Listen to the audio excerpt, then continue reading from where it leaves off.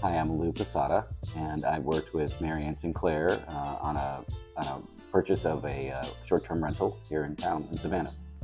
What made you decide to invest in real estate for the first time? We decided, I used to live here, and it's been a number of years since I was here, but we've been coming back and renting Airbnbs or short-term rentals over the last several years. And we felt that this was a place where we wanted to come back to and retire eventually. So we wanted to find a place that would get us here in town for when we come back, and be able to stay when we want to stay and block those times, but also earn revenue um, on the property to help pay for it, from a long-term perspective. As a first time real estate investor, what were your biggest concerns before getting started? I think it was really the process, and I didn't realize that they come fully furnished, right? I mean, that was like crazy, So it was really about you know how do you even go about finding them? Really, that was the biggest thing. Of like, where do you start? That was the biggest concern that we had. Why did you choose to work with Maryanne Sinclair? Well, we have several friends that live here in town still, and when we asked them about who should we talk to about properties, they both groups unanimously said Maryanne Sinclair. So I trust them, and they really kind of just there was no question. I called her right away, and we met with her immediately. What was your experience level with real estate investing before working with Maryanne? I've owned properties that are, that I've rented long term, but not the short term market is something totally new to me. I so really didn't have other than staying in them. We stay in short term rentals. Honestly, all over the world we've done that, and but you really don't understand the process behind that. So, I had a condo in town that I used to live in, and during the pandemic. My wife and I I basically moved there and consolidated houses, and then I rented it out for up until this past March when I sold it. What were you hoping to achieve with your first investment property? I think it was really to find a place here in town that met our needs short term, and hopefully long term. This place was unexpected. The one that we ended up purchasing, but it was really to have a place where we could come um, when we want to be down here. We live in Baltimore, so it's you know, but hopefully a place that as we're looking to retire eventually, hopefully. But it's really to kind of stake a claim or plant the flag here that gets us in the market. How did Maryanne help you understand the process as a first time investor? We came to the office, and she met with us, and she was like, "What are your goals? What's your range? Where do you want to be? And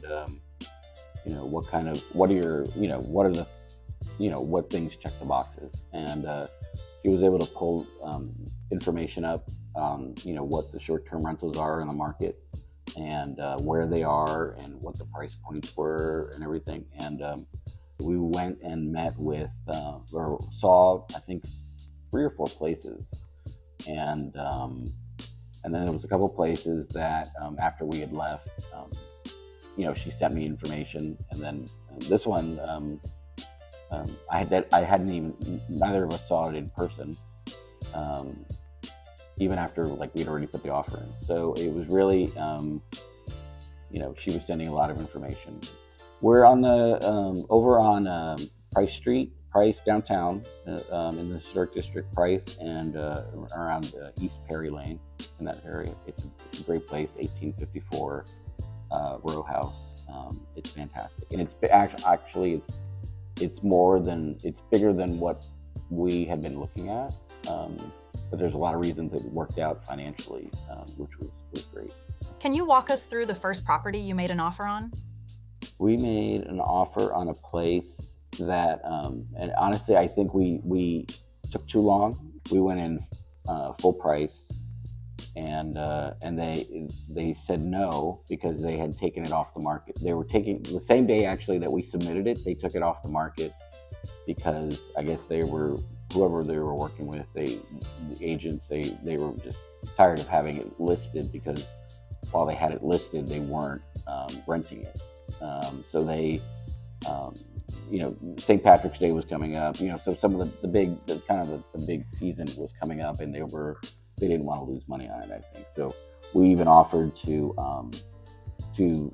stall the purchase until after, whenever they wanted after the high season, was over, to let them, recoup some of that revenue, and they still said no. That one was a condo.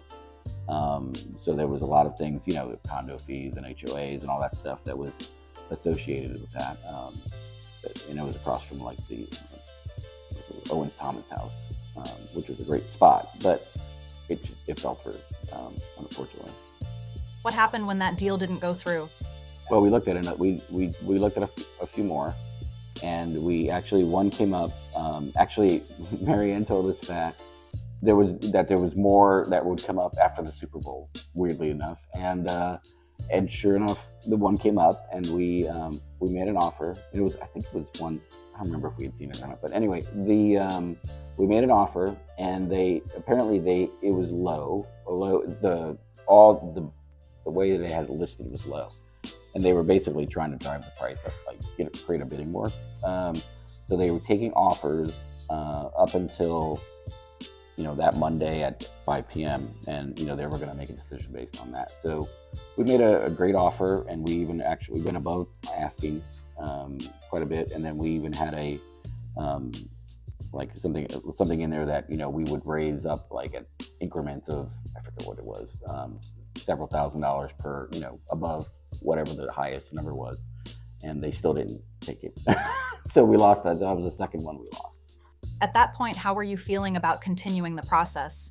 We left it with Maryanne that we would, if as things came up, if anything, came up, to let us know. And we hadn't heard in a couple weeks, and I texted her and I just said, anything new? And this place was actually, I think she wasn't even originally going to show it to us because it was above our range. But we took a look at it, and the nice thing was that it was bigger than what we had been looking at. It was a freestanding, it was a row house. So instead of condos, both the other two were condos. And so we didn't have, even though it was more from a purchase perspective, the cost associated with it, when you add in the HOAs and the condo fees and stuff, it was actually going to be less money for us. So out of pocket. So it made sense financially to do that. They had just lowered it by $100,000. It was significant, and we went in below that a little bit, and they accepted it the next day. So we were we were like frustrated, but luckily she we ended up looking at the listing, even though, because I knew why she hadn't showed it to us, because it was really it was above where we had told her we were going to be. But I'm glad that she sent it out. How did Maryanne respond after that first deal fell through? She was great. She was really supportive, and she said, we'll keep looking, we'll find something, and she kept kind of turning over rocks and trying to find us a place, and she was really looking. You could tell that she was that she was kind of keeping an eye on things and tracking, the process, or the software that you all have was really helpful, because she knew at that point, where our range was, from a location perspective, and where we were trying to be in the price point, and so that was so she kept, she could continually, monitor the market. What stood out about how she handled that situation?